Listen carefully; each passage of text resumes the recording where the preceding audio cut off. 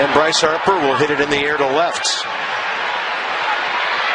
Jeff Francoeur, after switching over, makes that catch. There is something going on in the dugout. See Papelbon saying run the ball out. And Bryce saying you got to be kidding me. And then Papelbon went right after Harper.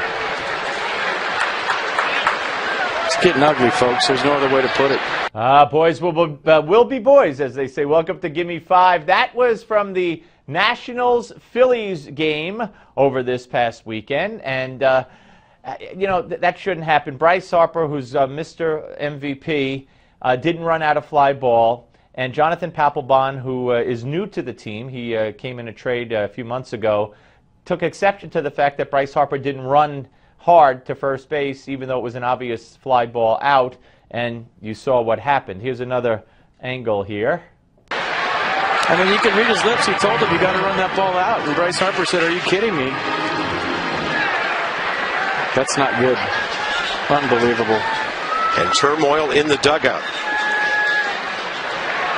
That stuff happens throughout the course of the season, but with Bryce Harper evidently nose-to-nose with Jonathan Papelbon. I don't know that Jonathan Papelbon's been here long enough to say that. Bryce Harper's run every ball out all season long, in my opinion.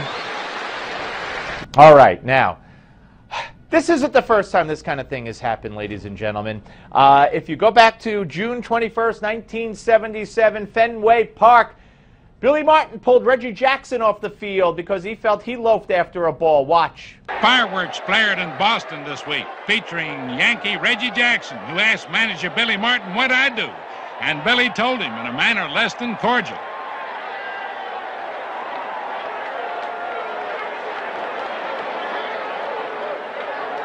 And here's Mel Allen talking about what happened. And here's the play that lit the fuse. Jim Rice says, "Excuse me," as he lofts one to right field.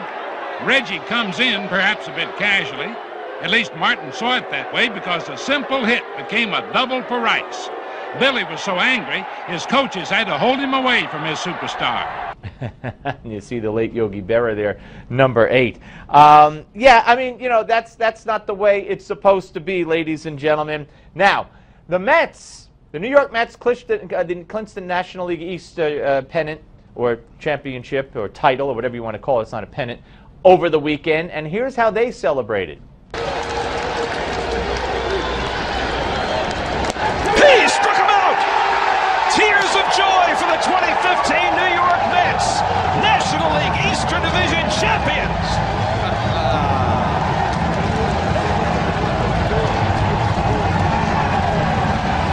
Look at the coaches.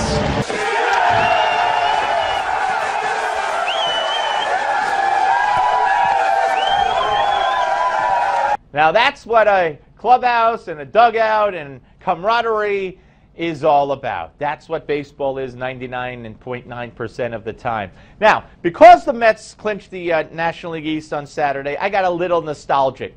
And I remembered back to 1986 when the Mets clinched the National League East on their way to the World's Championship at Shea Stadium at the time, and I was there. I was there. Watch. With the National League East, and to finally have a game of significance. It was inevitable when we were going to win. It was just a matter of which day we were going to pick to win it, and the guys were confident. We knew we were going to win it. We're glad we came back to New York to win it, and it's great. I don't know what to say. All right, the $64,000 question: how do you maintain the intensity now?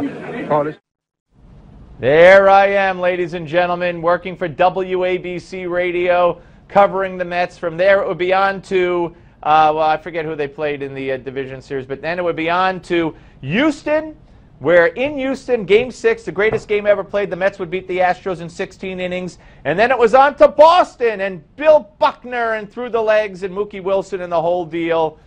Baseball is almost the best, if you don't count hockey, I guess. Thanks for watching. See you tomorrow.